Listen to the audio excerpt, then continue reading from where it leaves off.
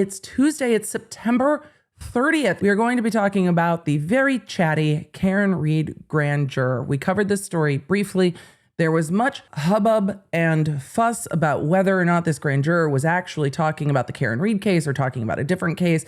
The media was reporting that they had multiple sources and different outlets were reporting different sources, that they knew that this grand juror was talking about the Karen Read case when they disclosed grand jury information. The background on that is the indictment did not specify which case the grand juror shared information on.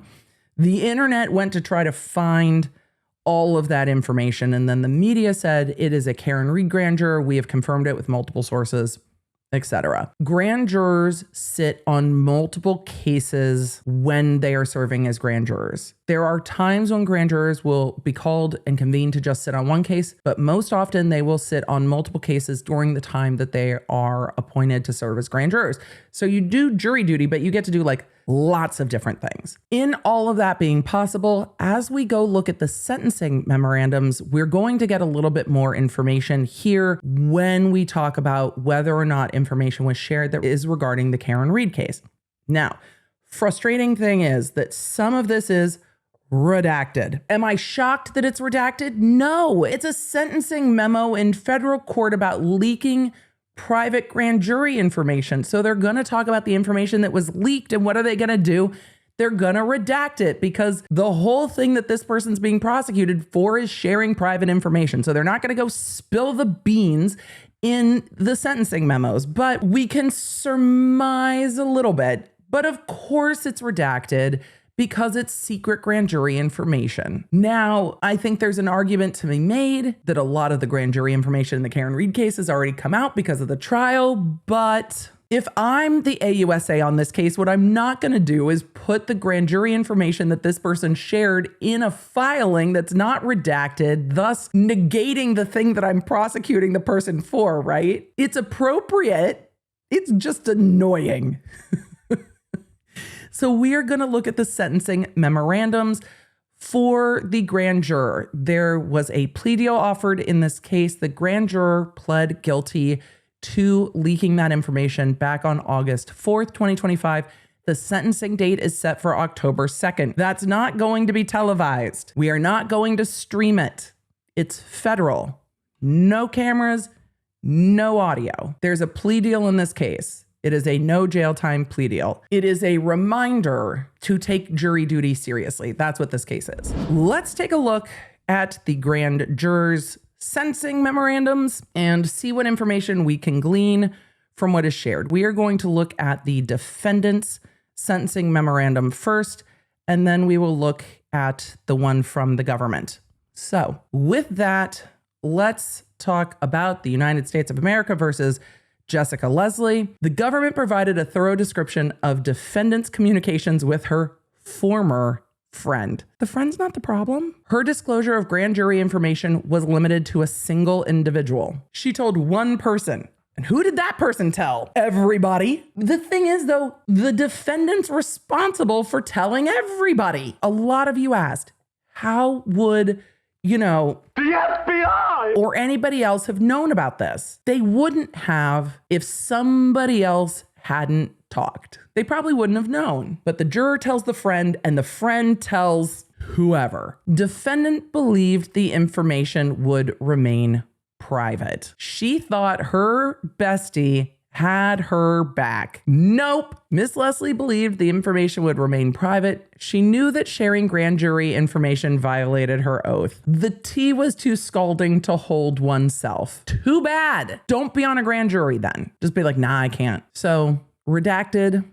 And then it says, defendant should have recognized, you better recognize. She should have recognized that the violation of grand jury secrecy can cause serious harm to people and to the justice system, but she didn't. She does understand this now, and her remorse is genuine. I mean, more remorseful or more angry at friend? I'm curious. Like, is it, I should have never told friend?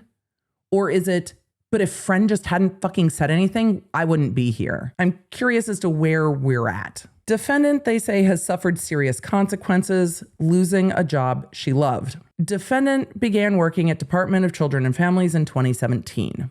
Not long after the communications to her friend, she was promoted to a supervisor position, achieving a goal she'd worked towards for many years. She recently was terminated. Her career path illustrates her commitment to her work, her commitment to helping families in need, and what she has lost. They go on to say that the defendant, prior to this, has never been charged with a crime. I imagine they couldn't have become a social worker if they had been. There is nothing to suggest that her conduct here was anything other than aberrational. Great use of word. However, I don't know if having a position of trust dealing with a lot of confidential information is something that can still happen. So, nor is it warranted for general deterrence. What she has already gone through and what she will have to deal with in the future due to the loss of job sends a clear message that a violation of grand jury secrecy is a serious offense and risks wholly upending one's life. Conclusion: for these reasons, the court should find that a sentence of incarceration for 1 day deemed serve in 24 months of supervision released achieves the purpose of sentencing. So this is the government's sentencing memo. This is from September 25th. Forensic evidence collected by investigators shows that across several months, the defendant divulged information to her friend that she was required to keep secret. Across several months, the identity of witnesses, the dates on which they appeared, the topics that they testified about. The defendant talked explicitly about two particular matters occurring before the grand jury. So not just a one case, two cases. And her friend both posted publicly available tweets sharing or communicating on information that implicated both of those investigations and engaged in private chats with other users in which she shared specifics of the details passed on to her. In one circumstance, the friend posted about a sealed indictment before the targets were arrested. Because grand jurors vote on the indictment sealed, the arrest happens, and then it gets unsealed. But when you give people the heads up, it can not only lead to violent conflict when they are arrested, but it can lead to them fleeing, among other things. People make different decisions when shit gets real. That's why we read this 1 second. Someone saw the tweet and, rightfully concerned, reported the leak. The defendant was identified as the source and, when questioned by the FBI,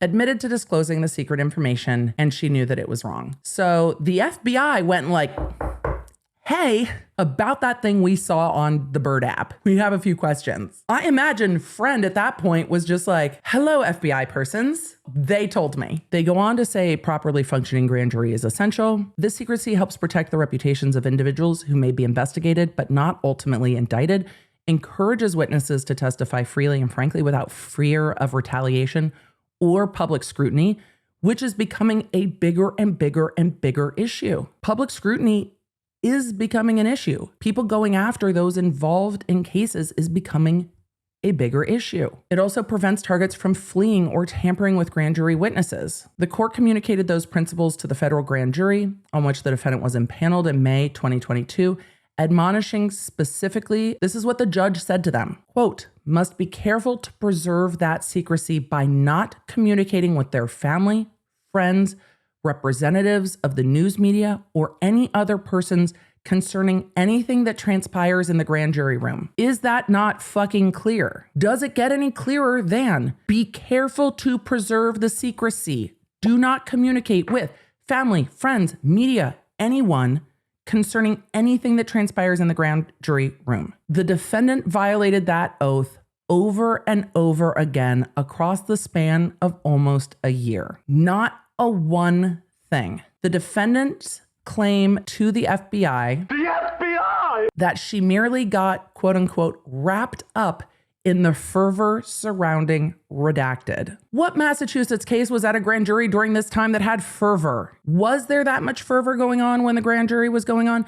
Because what is unique about the Karen Reed case is that the federal grand jury was going on after Karen Reed had been arrested and her case was proceeding towards trial. The Karen Reed case was already picking up steam. It's not as if there was a grand jury going on and nothing else going on in that case. The prosecution goes on to say that might be persuasive in another set of circumstances, but here that claim must be met with some skepticism. This violation was not fleeting or the product of a momentary lapse in judgment. It was repeated, consistent, and in some cases planned. What? Planned? So the violation was repeated and in some cases planned. On almost every date that she disclosed secret information to her friend, the defendant moved the conversation from text to phone, a move that was obviously designed to avoid the likelihood that she would get caught unlawfully sharing secret grand jury information. The consciousness of guilt is magnified when examined in the context of her own acknowledgement of what was expected of her. This, the defendant clarified to her friend, quote, as she was disclosing secret information. So she texted in her friend, this is secret information. She clarified to her friend that she was disclosing secret information, that it is illegal for grand jurors to talk about what is happening, and that other grand jurors don't tell other people what happens before them. These are all coming direct quotes from the PSR. All of you are going to ask, Emily, can we look at the PSR? No, it's sealed. Conclusion. On balance, the joint recommendation is a reasonable one that satisfies the court's obligation to impose a sentence that is just, that reflects the nature and seriousness of the defendant's offense, and that will adequately deter both this defendant and others who might commit the same type of crime. I imagine the judge is going to have a lot to say at sentencing about the serious lapse in judgment. And you did this to yourself. You knew, you didn't care, you told your friend you knew, and you did it anyway. So what do you guys think? Do you think it's a reasonable thing because of how public the Karen Reed case is? And if this defendant did get caught up in the fervor of the Karen Reed case, then this prosecution becoming incredibly public is also appropriate. The sentencing is going to happen this week on Thursday. It is a federal sentence. I'm sure there will be local media in the courtroom to tell us what happens. I'm sure the judge will have some stern things to say. But I also imagine in this case of the Karen Reed grand juror who was just sharing information with her friend who then shared it with others and put it on social media is a reminder that the grand jury process is secret and that if jurors step out of bounds, there can be consequences. And in this case, the consequence is that the grand juror was indicted for one count of felony contempt of court and lost her profession. She was a licensed social worker and lost her job working with DCF, a position it seems she had worked for 10 years to get. This will be financially costly, cost and fees of probation and fines and what have you.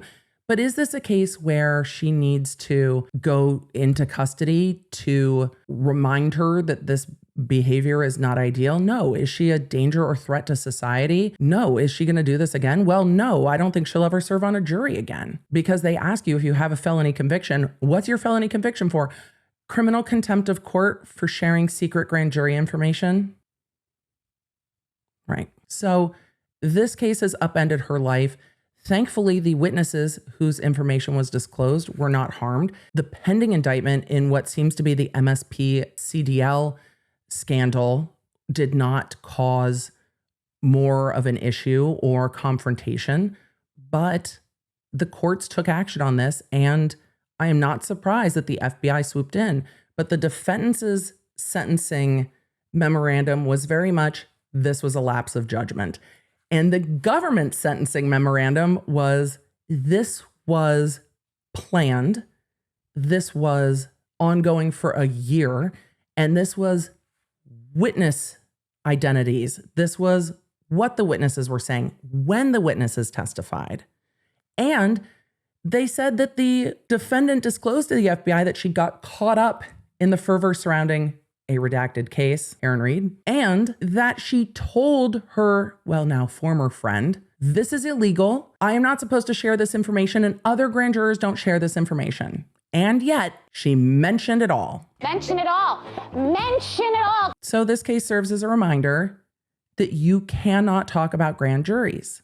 Different than if you serve on a criminal jury and the criminal case goes to trial, you can talk about it afterwards. But this was not a one-time incident. Thanks for joining me. If you enjoyed this episode and don't want to miss updates on your favorite cases, you're going to need the Law Nerd app at lawnerd.com.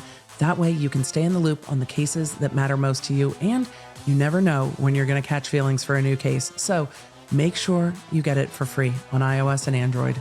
Thank you for being here, and thank you for being a Law Nerd.